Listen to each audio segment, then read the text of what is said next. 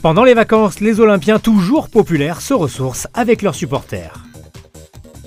En 2019, il faudra toujours faire une déclaration de revenus, on vous dit tout dans cette édition. Et puis direction Orange, où le mur du théâtre antique est en pleine rénovation. À 7 matchs de la fin du championnat, l'OM est très en retard sur son objectif. Les hommes de Rudy Garcia sont à 8 points de la 3e place et de la Ligue des Champions, de quoi susciter inquiétude et agacement de la part des supporters. Il n'y a pas de fond de jeu, il n'y a rien. Je pense que Rudy Garcia, notre entraîneur, se cherche depuis le début de la saison. L'OM alterne le bon et le moins bon. On a vu depuis Paris 3 matchs difficiles. La mayonnaise qui n'a pas pris dès le début de saison et l'arrivée de Mario Balotelli qui a été avorté l'été dernier et qui est arrivé que cet hiver. Le retard qu'ils ont sur le trio de tête, ils ne le rattraperont pas. Je pense malheureusement que ce sera la Ligue Europa encore l'année prochaine. Côté joueurs et entraîneurs, on garde la tête froide. Après tout, il reste encore 7 matchs, dont OM Nîmes, samedi après-midi. On est capable de gagner les 7 matchs à venir. Maintenant, c'est à nous de nous en donner les moyens. Quels que soient les résultats et la colère de certains, les supporters sont toujours là, comme ce matin à la commanderie à l'entraînement ou lors d'une séance de dédicace dans un magasin cet après-midi. Il faut supporter l'OM dans les bons, dans les mauvais moments, surtout pour les enfants aussi, mon mari, voilà, on est là pour eux. Ça va jouer au mental, mais on est quand même content de les voir et on va les encourager jusqu'au bout. Depuis le mois de janvier 2019, le prélèvement à la source a été mis en place, mais attention, la déclaration de revenus pour l'année 2018 reste obligatoire et doit se faire en ligne.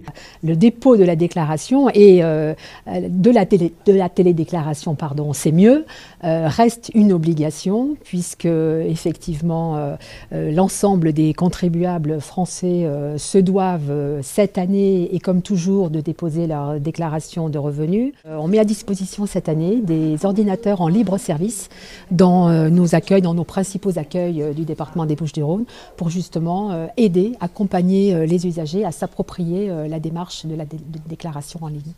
2018 est une année blanche, par conséquent, le montant de l'impôt sur le revenu non exceptionnel sera annulé. Alors l'année blanche, c'est éviter qu'il y ait une double contribution en 2019, puisque vous avez déjà une retenue à la source sur vos revenus contemporains. Et donc là, vous allez déclarer vos revenus acquis en 2018, et donc il fallait éviter une double contribution. Il va y avoir sur votre déclaration de revenus des cases spécifiques où vous allez distinguer les revenus exceptionnels que vous avez perçus en 2018. Alors un revenu exceptionnel, c'est un revenu par définition exceptionnel, c'est-à-dire non récurrent.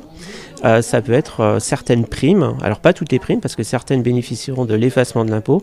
Ça peut être des revenus comme une prime de départ à la retraite par exemple, une indemnité de changement de résidence. En cas de doute, la déclaration en ligne permet une modification jusqu'à la date limite du 21 mai minuit.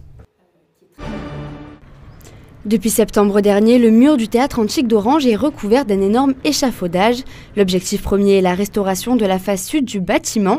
Mais c'est aussi pour les architectes archéologues l'occasion d'analyser de plus près ce mur hors norme et d'en découvrir davantage sur l'histoire du théâtre. En ce moment, il y a une consolidation des parements qui est effectuée sous la direction de Renzo Wider, architecte du patrimoine. Et pour faire cette consolidation des parements, a été mis en place un échafaudage de plus de 12 étages sur toute la hauteur du front de scène. Et donc c'est pour nous l'occasion unique, une opportunité qui ne se renouvellera pas, de pouvoir observer toutes les élévations en détail et de près de l'ensemble du mur. L'ensemble de ces observations nous permet de mieux comprendre comment a été construit le mur, comment ont travaillé les équipes, dans quel sens ont été posées les assises des blocs du mur. Ça nous permet aussi de comprendre mieux le détail du décor qui le couvrait. En particulier, on a pu maintenant prouver que l'ensemble du mur était plaqué de marbre jusqu'à une limite qu'on a bien identifiée maintenant. Et donc il y avait un très grand contraste entre le décor extérieur du monument qui est d'une très grande sobriété, austérité, mais quand même bien décoré, mais de manière très sobre, avec l'intérieur qui devait être lui beaucoup plus rutilant, si on peut dire, en marbre brillant et très lumineux, avec des matériaux importés de l'ensemble de l'Empire, donc depuis Carrare jusqu'à la Tunisie. La toiture était une toiture en auvent avec un porte-à-faux qui atteint les 15 mètres, ce qui est très difficile à construire en technique traditionnelle. Et donc on a le sentiment que les constructeurs romains sont repris à plusieurs fois, ont tâtonné un peu pour mettre en place cette toiture. Les nuages et la pluie seront bien présents ce vendredi 12 avril. Le matin, les températures ne dépasseront pas les 10 degrés et l'après-midi, elles pourraient atteindre les 19. Le matin, il fera 8 à Marseille, 9 à Arles-Avignon et 6 à Fréjus. L'après-midi, 16 à Digne, 17 à Toulon et 19 à Marseille. Nous souhaitons une très bonne fête au Jules.